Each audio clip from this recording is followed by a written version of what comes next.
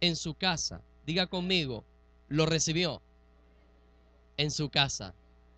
Diga conmigo, lo recibió en su casa. Si usted cree que Dios habla todavía, cierre sus ojos, levante su mano derecha y dígale a Dios que ministre su palabra a su corazón. Padre, en el nombre poderoso y maravilloso de Jesús, delante de tu presencia estamos, creyendo que tú eres el soberano, el todopoderoso, el que gobierna, Señor, y nos presentamos delante de ti, esperando, Señor, con oído afinado a tu voz, esperando recibir tu palabra. Oh Dios mío, que nos hables. Oh Padre Celestial, que tu palabra corra como ríos de agua viva, Señor. Exhorta, edifica y consuela a tu pueblo, a tu iglesia. En el nombre poderoso de Jesús te lo pedimos, Señor. Amén y amén. Gloria a Dios. Puede ponerse cómodo en la medida posible. Gloria a Jesús. Bien. Siempre los seres humanos estamos tomando decisiones. Y esta actitud de tomar decisiones siempre empieza cuando tenemos el uso de la razón. Nadie puede tomar decisiones si no razona primero. Y ese uso de la razón ocurre aproximadamente cuando tenemos 10, 12, 13, 14, a algunos les lleva más años razonar. El asunto es que es ahí, en ese momento donde el adolescente se cree que tiene cierta autonomía y empieza a tomar decisiones como a él le convienen o le parecen.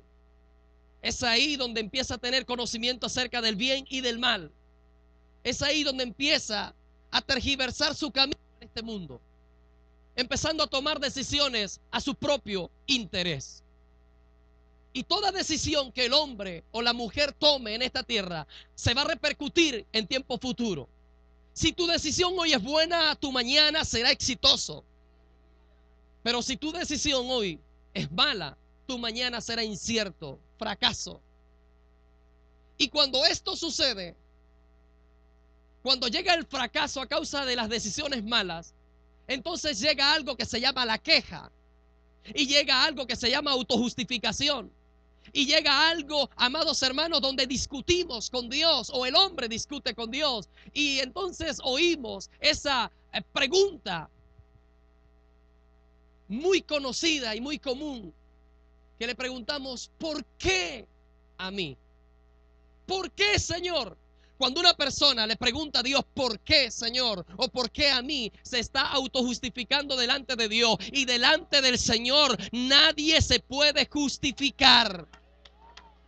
La única manera de ser justos delante del Padre es por la sangre de su Hijo Jesús. Él nos justificó delante de Dios. Cuando una persona dice: Dios mío, ¿por qué a mí? Le está diciendo: Señor, no merezco esto que estoy viviendo. Cuando una persona le dice: Dios mío, ¿por qué estoy viviendo esto? Le está diciendo: Señor, yo me porto bien, pero lo que recibo son males. Ahora, si yo fuese Dios y alguien me dijera: ¿por qué a mí? Yo le dijera: sí, es verdad, no mereces eso, merecías la cruz de mi hijo. Está aquí todavía. Y las personas siempre toman decisiones, y cuando viven las consecuencias negativas a sus decisiones malas, entonces viene la queja y viene la autojustificación. Por eso yo quiero hablar bajo el tema: lo recibió en su casa. La Biblia está llena de personajes que tomaron decisiones hermosas, trascendentales. Hombres que no dejaron caer a tierra la palabra de Dios, tomaron una decisión de ser testimonios. Que el sacerdocio de Elí fracasó, pero luego vino otro sacerdocio que no dejó caer a tierra la palabra de Dios. Hombres que tomaron decisiones de orar sin cesar y llevaron una vida de victoria. Mujeres que tomaron decisiones de presentarse delante de un rey pagano a pesar de recibir muerte a cambio.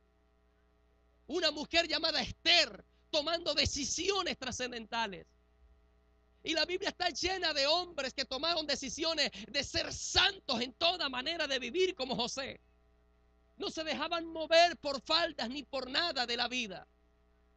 Hombres que tomaron decisiones hermosas de desgastar su hombre exterior en la obra misionera como Pablo, pero se renovaba en el conocimiento de la verdad. Decisiones hermosas como estas usted, amada iglesia, debe tomar. Ahora la Biblia también tiene registro de hombres y mujeres que tomaron malas decisiones, porque de todo hay. Encontramos hombres que tomaron decisiones necias y que las consecuencias fueron terribles.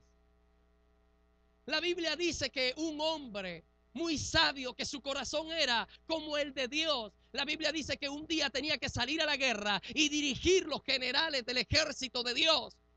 Y él tomó esa mañana una decisión aparentemente insignificante.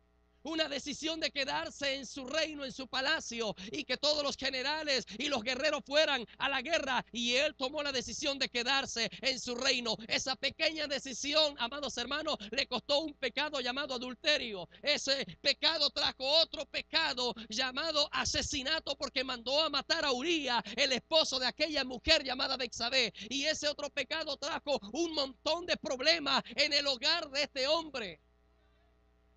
Una pequeña decisión tomada por uno de los reyes más significativos e importantes en la historia de Israel. Y no termina ahí sus fracasos o sus problemas en David. Porque cuando tomamos decisiones a la ligera, no solamente vivimos nosotros las consecuencias, otros viven también consecuencia de nuestras propias decisiones, a tal punto, amado hermano, que el hogar de David fue un desbarajuste de problemas, porque su hijo Amnón se levantó y violó a la hija del rey. Una pequeña decisión, mire la cadena de problemas que trajo. Y su otro hijo llamado Absalón mató al hijo del rey David llamado Amnón porque violó a Tamar. Luego Absalón se levanta queriendo ser rey también contra su propio padre, peleando. Una pequeña decisión. Pero ahí no termina todo. Otro hijo llamado Adonías también quería usurpar el reino de David y de Salomón posteriormente. La Biblia también habla acerca de un pueblo enemigo del pueblo de Dios.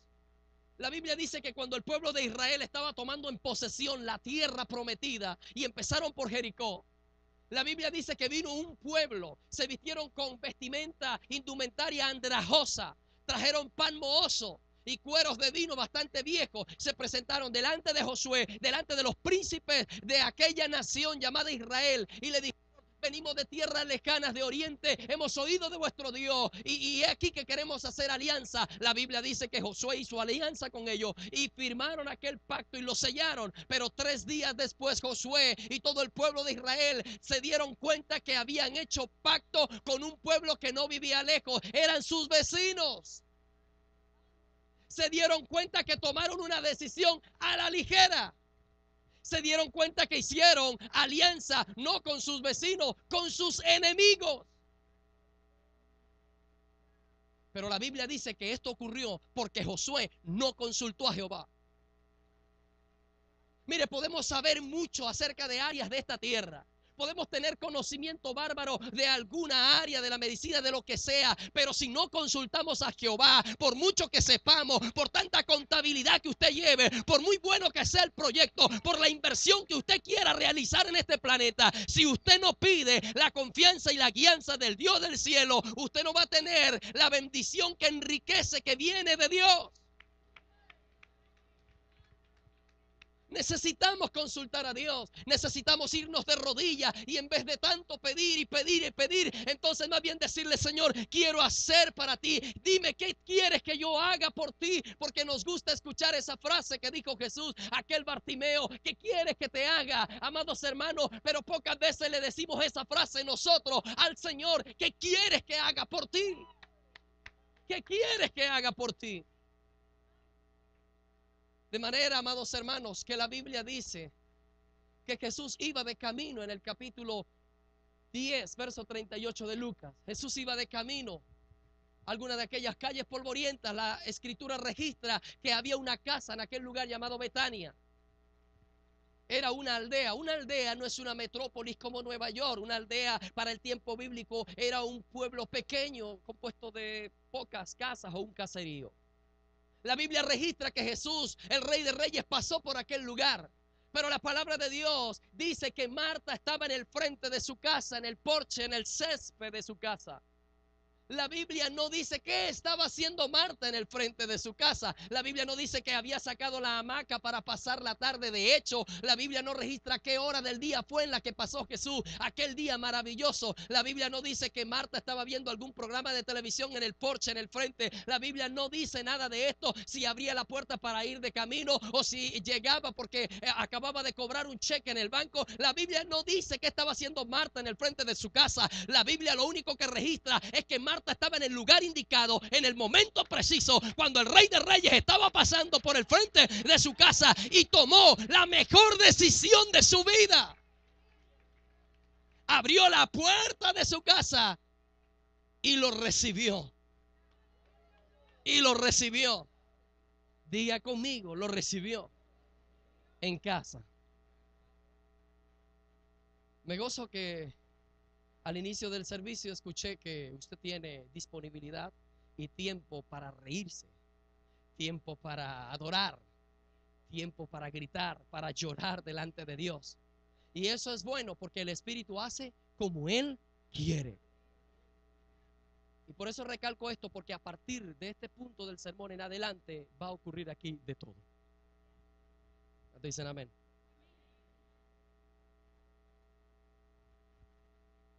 Las familias colombianas que viven cerca a la línea fronteriza entre Colombia y Venezuela desean tener documentación venezolana.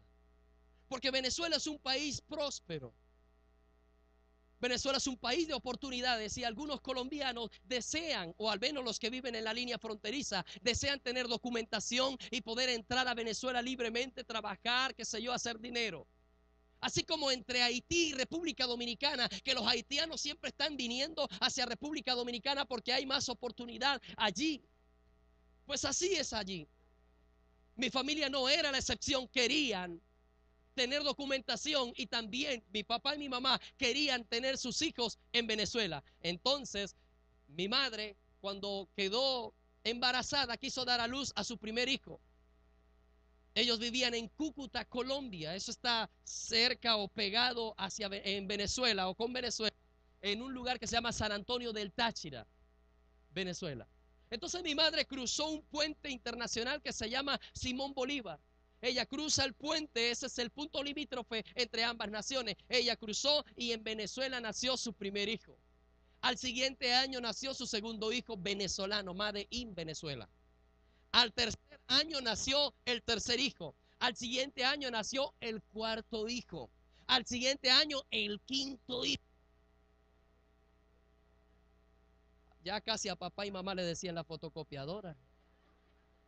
Qué bueno que se ría, tiene libertad para hacerlo. Pero al siguiente año el quinto y al siguiente año el sexto hijo.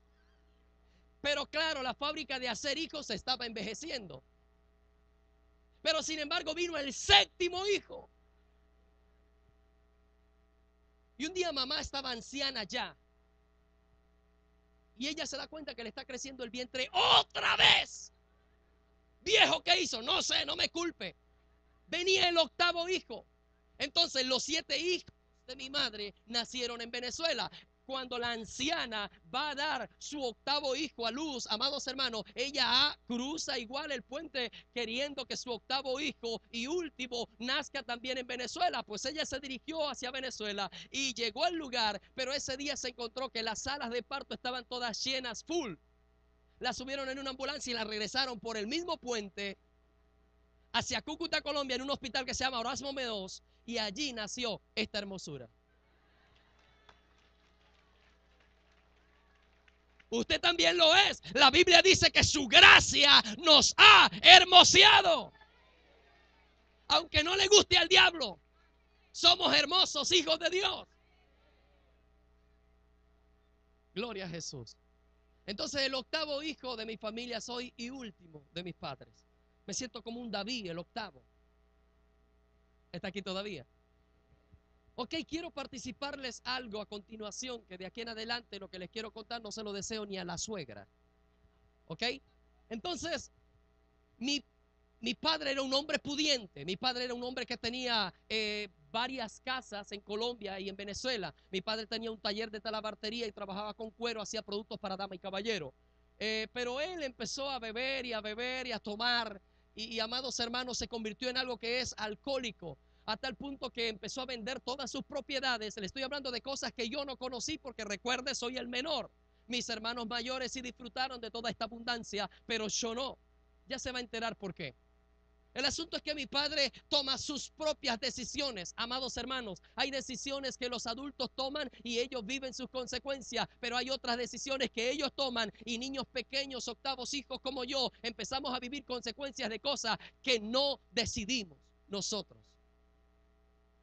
De manera que mi padre vendió hasta la fábrica, quebró y quedamos viviendo debajo de ese puente que divide a Colombia y Venezuela, en ese río Táchira, en un rancho que cuando crecía el río se llevaba todo. Recuerde, somos 8 hermanos. Mis hermanos todos eran profesionales, pero no para bien de la sociedad, sino para mal. Mi hermano mayor para aquel entonces había matado más de 6 personas, vivía más en la cárcel que ahí, a orilla del río con nosotros. Mi otro hermano que le sigue era un hombre violador de las muchachas de la comunidad La Parada. Era algo desastroso lo que vivíamos allí. Mi hermano, el otro, el que le sigue, escúcheme bien, este también era ladrón de almacenes de ropa y calzado en San Antonio del Táchira. Mi otro hermano se alistó a la guerrilla, a las FARC colombianas. Ahí se aprende el arte de matar gente y el arte también de raspar la coca y trabajar con ella. En el lugar se empezó a distribuir droga también. Era un problema, era algo tan terrible, amados hermanos, una pobreza extrema en la que vivíamos, una situación adversa y difícil. Mi padre llegó al colmo de tomar un cuchillo y darle de puñaladas a mi mamá. Gracias a la misericordia de Dios, mi madre no murió. Pero llegó a la desfachatez mi padre también de tomar a su propia hija y violarla. A raíz de esto, ella llegó a caer en la prostitución y en la droga. Dele un aplauso al Señor, por favor.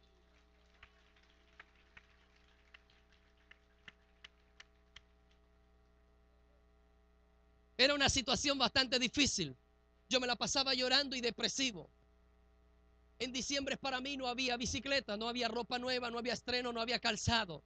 No había nada de estas cosas normales o comunes entre las personas o familias de los países.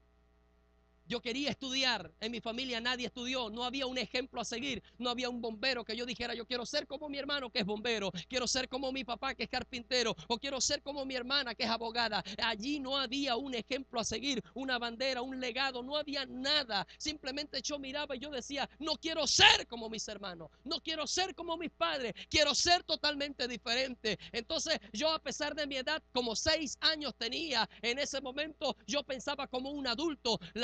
Algunos dicen que la madurez viene por las experiencias constantes de la vida, pero la madurez o mi madurez llegó, amados hermanos, obligada, como los aguacates, que los obligamos a madurar envueltos en papel periódico. Sí, los guineos, los bananos, que los obligamos metiéndolos en carburo. Pues a mí la situación, a 6 años, empecé yo a pensar como adulto por la situación que me estaba presionando a madurar. Entonces yo pensaba, yo decía, yo no quiero endrogarme nunca. Y eso era lo que hacíamos, vender droga, porque yo ayudaba a empacarla. Yo decía, no quiero beber nunca. Y yo era el que me enviaban, porque siempre al menor es al que se envía a ser mandado. Yo era el que compraba, yo era el que traía la cerveza, la destapaba y se la despachaba a mis hermanos y a mi padre.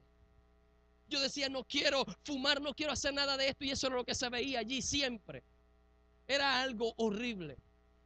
Mi hermana iba de ciudad en ciudad, de pueblo en pueblo, prostituyéndose, y llevaba al menor de la casa. A mí me llevaba.